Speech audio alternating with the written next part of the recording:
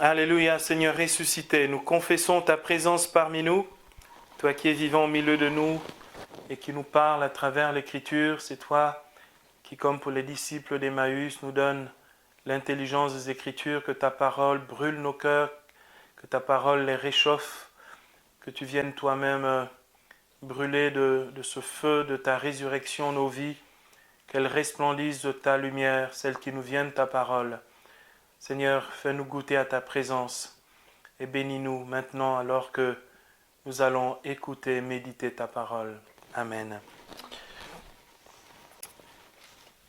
Nous lisons ce chapitre 20, le début du chapitre 20 de l'Évangile selon saint Jean, le témoignage de Marie-Madeleine, que la tradition particulièrement orientale, mais de l'Église indivise, considère comme étant l'apôtre des apôtres, le premier apôtre de la résurrection. Ce n'est pas Pierre, ce n'est pas Jean, ce ne sont pas les disciples d'Emmaüs, c'est Marie-Madeleine, une femme absolument passionnée, une femme qui n'a pas attendu le lever du jour, qui, comme les autres saintes femmes, comme nous l'avons vu hier dans le passage du chapitre 24 de Luc, se sont levées de bon matin ou avant le lever du jour. Marie-Madeleine, il est dit ici aussi que se rend au tombeau de grand matin. En fait, comment dire, son cœur est tellement en attente de revoir Jésus qu'elle ne peut plus attendre. Hier soir, en expliquant ici la résurrection sur la base de la quête des saintes femmes qui n'ont pas terminé le service funèbre, l'embaumement du corps, donc cet hommage à Jésus qui est descendu de la croix, que l'on a mis, on a dû précipiter, accélérer donc l'enterrement de Jésus, donc la mise au tombeau parce que le Shabbat commençait à poindre. Les saintes femmes attendent le lever du jour. Et Marie-Madeleine, avec elle, son but, c'est pas seulement d'aller rendre les derniers services funéraires qui sont liés donc à cet hommage qu'on doit rendre aux morts pour la dignité des corps. Marie-Madeleine veut le revoir. Elle veut revoir Jésus. Même cadavérique, qu'importe. Elle sait, elle a entendu le Seigneur dire qu'il va ressusciter le troisième jour. Il l'a dit plusieurs fois. Elle veut le croire, elle le croit sans doute du fond de son cœur, mais pour elle, ce n'est pas nécessaire. Ressusciter ou pas, elle veut le revoir. Parce qu'en fait, lorsqu'elle revient du tombeau, alors que le tombeau est vide, qu'elle n'a trouvé personne, sinon l'un seul, le linge qui était sur la tête de Jésus, voici ce qu'elle dit à Pierre et à Jean. Et ça va être un peu la méditation que je voudrais aborder avec vous ici. C'est au verset 2, Jean chapitre 20, verset 2 ici. On a enlevé le Seigneur de son tombeau et nous ne savons pas où on l'a mis. En fait, elle ne cherche même pas à le ressusciter. Elle veut le voir.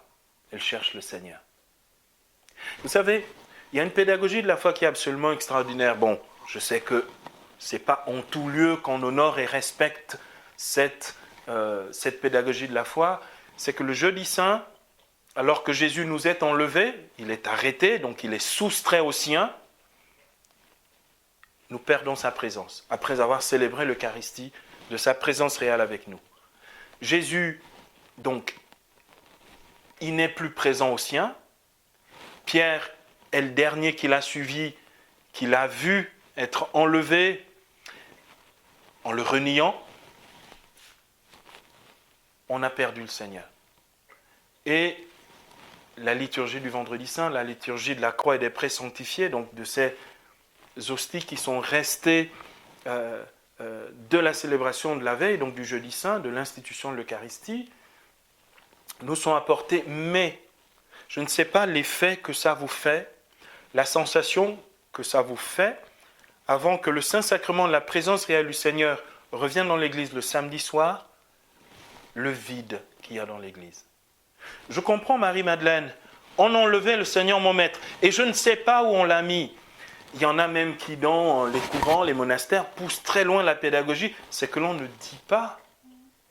où on a mis le Seigneur, justement pour pas qu'il y en ait quelques-uns qui sont tellement zélés, qui aiment Jésus à tellement tout leur cœur, qu'ils aillent chercher où est le Seigneur justement pour faire des adorations un peu sauvages et pas respecter justement la pédagogie de la foi qui veut que nous soyons dans l'attente de la résurrection.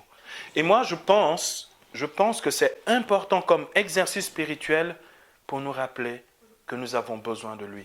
Nous avons besoin du Seigneur. Marie-Madeleine nous dit ici, on ne peut pas juste se contenter de dire « nous croyons en Dieu ».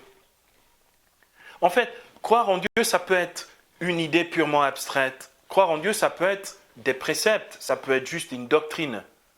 En fait, nous avons réellement besoin de lui. On a enlevé le Seigneur de son tombeau. Et ce vide, j'ai encore été très touché, très ému en rentrant pour la célébration de l'office de la Passion, en me prosternant devant cet autel sans nappe, sans rien, complètement dépouillé, dépouillé, le tabernacle vide, ce vide. Je me dis, en fait, l'Église est faite pour abriter sa présence, sa sainteté, sa gloire, et pas pour être vide. C'est absolument extraordinaire. On a enlevé le Seigneur. Et nous avons besoin de réaliser que le ressuscité est celui qui donne sa présence. Et sa présence, c'est pourquoi je dis nous avons besoin de sa présence, nous avons besoin de lui dans sa présence et pas n'importe laquelle.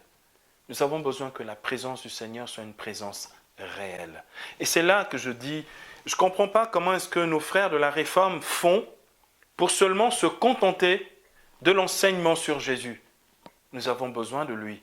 Nous avons besoin de celui qui a promis lui-même dans Matthieu 28, 20, « Et moi, je suis avec vous. » Avec vous. C'est la présence de celui qui se donne et qui est là. Je suis avec vous pour toujours jusqu'à la fin des temps. Pour toujours. Et le Seigneur honore cette parole dans la présence réelle. Marie-Madeleine cherche Jésus. Vivant ou mort, qu'importe. Le corps de mon Seigneur. Elle cherche le corps du Seigneur, c'est-à-dire la présence réelle du Seigneur. Et pour nous, c'est très important. Nous sommes tellement habitués que le vendredi saint, tout d'un coup, et le samedi saint au matin, journée absolument aliturgique, on se dit, mais qu'est-ce qui se passe? Il nous manque quelqu'un.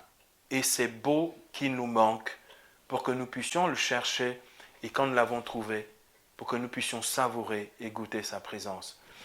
Nous avons besoin qu'il soit réel. L'apôtre Saint Jean, vous savez, dans le prologue de la première lettre de Jean, chapitre 1er, les versets 1 à 2, il dit « Ce qui était depuis le commencement, ce Jésus qui a été dans l'éternité de la gloire, avant l'incarnation, ce que nos yeux ont contemplé, ce que nos mains ont touché du Verbe de vie, parce que la vie s'est manifestée et nous en rendons témoignage. » Nous avons besoin de témoigner que, pour nous, Jésus, ce n'est pas juste quelqu'un qui a vécu dans le passé. Le ressuscité est désormais présent avec nous pour toujours, jusqu'à la fin des temps. Je n'ai pas eu souvent l'occasion de raconter ce témoignage. Jeune protestant pentecôtiste, j'étais jeune, j'avais 17 ans. Je me souviens, j'étais encore à l'école militaire. Excusez-moi, mais je le raconte parce que les faits se sont passés de cette manière-là. C'est ma découverte de la présence réelle du Christ dans l'Eucharistie. Et je profite de ce mystère de Pâques pour en témoigner parce que dans le mystère de Pâques, Jésus donne sa présence. On va le voir lorsque nous méditerons le chapitre 24 de Luc et l'épisode, le récit des disciples d'Emmaüs, comment c'est à la fraction du pain de sa présence eucharistique qu'ils le reconnaissent. Leurs yeux se sont ouverts, ils l'ont reconnu à la fraction du pain. Moi, j'avais rencontré Jésus spirituellement. Lorsque le Saint-Esprit a désigné Jésus-Christ dans mon cœur comme Sauveur et Seigneur et Sauveur de ma vie. Parce que la Bible dit dans 1 Corinthiens 12, au verset 3, « Nul ne peut dire que Jésus est Seigneur si cela ne lui est donné par l'Esprit. » Donc l'Esprit m'avait fait rencontrer Jésus réellement comme le Seigneur de ma vie. Je m'étais converti, ça faisait 2 ans.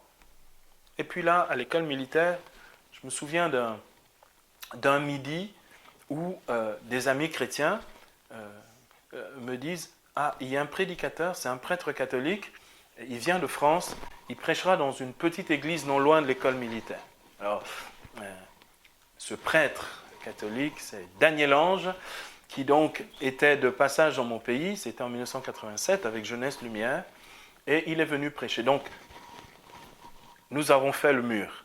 après l'étude surveillée, nous avons sauté le mur de l'école militaire, nous avons marché le long du chemin de fer jusqu'à cette petite église d'Ovendo, dans ce coin de Libreville, là où était non loin de l'école militaire. Et nous sommes arrivés, il a commencé à prêcher, je n'ai rien compris de sa prédication, c'était tellement empoulé, tellement en fatigue, mais bien aimé. C'était Daniel Angesque, comme on dit, c'était tellement... je n'ai rien compris de sa prédication parce qu'il ne prêchait pas comme dans mon église pentecôtiste. Par contre, à un moment, il finit de parler, il a parlé longtemps, il a parlé pendant quasiment 1 heure, et il dit, mon frère, il parlait au curé de la parole, mon frère, est-ce qu'il est ici, le Seigneur? Oh, moi, je me suis dit, attends, mais il dit quoi? Parce qu'en principe, Jésus est déjà là, puisque la Bible dit dans Matthieu 18, versets 19 à 20, verset 20, quand 2 ou 3 sont réunis en son nom, il est présent au milieu d'eux. Donc, en principe, il est déjà là. Pour moi, pentecôtiste, charismatique, Jésus était là, on était réunis en son nom. Il dit, est-il dans le tabernacle? Alors à ce moment-là, je dis, il parle de quoi? C'était du charabia pour moi, jeune pentecôtiste. Et très curieusement, il s'est produit le phénomène suivant. Donc il cherchait l'ostensoir. Alors il n'y avait pas d'ostensoir dans cette paroisse du bout de Libreville, là-bas du côté d'Oveno, il n'y avait pas d'ostensoir. Il dit, mais est-il au moins dans le ciboire? Alors, il a pris, il est allé, il s'est prosterné, vous savez, à la Daniel Ange, il s'est prosterné devant le tabernacle. Je me suis dit, mais qu'est-ce qui se passe? Qu'est-ce qui se passe? Et il ouvre le tabernacle, et là, il entonne un chant. Il chante, mon bien-aimé, voici mon bien-aimé qui vient. Il prend le Saint-Sacrement, il le dépose sur l'autel, simplement dans le ciboire. À ce moment-là, nous étions dans la chapelle, ça faisait un moment, on priait avec foi. La présence de Dieu m'a envahi physiquement, corporellement, réellement. Je vivais à ce moment-là exactement ce que j'avais vécu 2 ans avant dans la douche à l'école militaire, au moment où le Saint-Esprit est tombé sur moi et où j'ai rencontré Jésus-Christ par la puissance du Saint-Esprit. C'est curieux, la présence réelle. Lorsque Marie-Madeleine dit « on a enlevé le corps de mon Seigneur », on a enlevé le Seigneur de son tombeau et nous ne savons pas où on l'a mis. Sorti du tabernacle, Jésus était réellement présent pour moi à ce moment-là. J'ai rencontré Jésus-Christ vivant dans l'Eucharistie, de sa présence réelle, pas spiritualisée ou spirituelle, réelle, à partir du moment où il a été exposé devant moi. Ensuite, seulement parce qu'il était là, j'ai adhéré à sa présence. Je donne ce témoignage que je n'ai pas toujours l'habitude de donner, juste pour dire, je crois réellement que le Christ ressuscité est présent dans toutes nos églises, réellement dans le Saint-Sacrement de l'Eucharistie. C'est le ressuscité, le même que les disciples de Maüs ont reconnu à la fraction du pain. C'est le même qui dans un instant va venir ici, au milieu de nous, celui que cherchait Marie-Madeleine. Et c'est curieux, une expérience complémentaire, c'est l'expérience de Jean. Je vais conclure avec ça. C'est la fin de cet évangile. Il est dit ici, à la fin de cet évangile, Pierre rentre dans le tombeau, il regarde, Pierre il constate juste, il n'y a pas le Seigneur, il n'est plus là, Marie-Madeleine a dit vrai. On a enlevé le corps du Seigneur. Bon. Jean rentre, que se passe-t-il?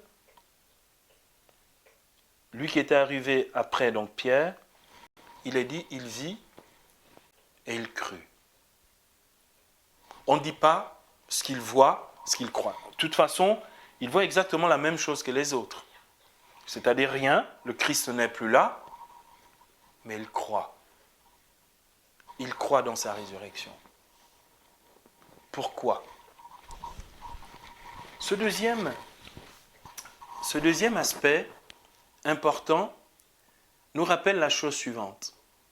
Il y a des lieux où le Seigneur a été célébré pendant des siècles et des siècles. Des lieux, des fois, où il n'y a plus la présence réelle.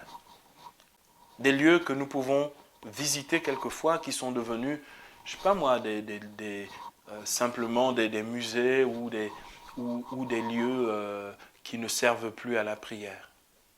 C'est curieux que quelquefois, en foulant ces lieux, où le Seigneur a réellement habité, comme ce tombeau vide, nous reconnaissons qu'il a été à cet endroit. Tout d'un coup, nous réalisons que Dieu a habité ce lieu, comme il habite le temple de nos vies, et que beaucoup, passant à côté de nous, ne reconnaissent pas sa présence. Nous avons 2 quêtes à vivre pendant ce temps de Pâques. Nous avons 2 présences du Christ ressuscité à discerner. La première, c'est la présence réelle de Jésus que nous devons goûter, rechercher dans l'Eucharistie. Cherchons-le avec toute la force de notre âme, comme Marie-Madeleine, ici dans cet évangile. Mais comme la foi nous a été déjà donnée, demandons au Seigneur comme Jean, qui a cru, qui a vu et cru, demandons au Seigneur comme Jean de savoir discerner sa présence lorsqu'il se donne, dans certains moments de prière, que nous puissions y communier pleinement, mais discerner aussi sa présence de ressuscité dans la vie de nos frères et sœurs qui sont ressuscités avec le Christ, comme dit Colossiens 3 dans la 2e lecture que nous avons entendue. Nous sommes ressuscités avec lui. Alors prions le Seigneur, demandons vraiment que nous soyons des gens qui cherchent Dieu de tout leur cœur et de toute leur force. Demandons au Seigneur que nous ne puissions pas nous contenter seulement de croire en lui, aspirons à communier à sa présence, demandons qu'elle soit de plus en plus concrète et réelle dans nos vies pour qu'elle puisse nous combler. Amen.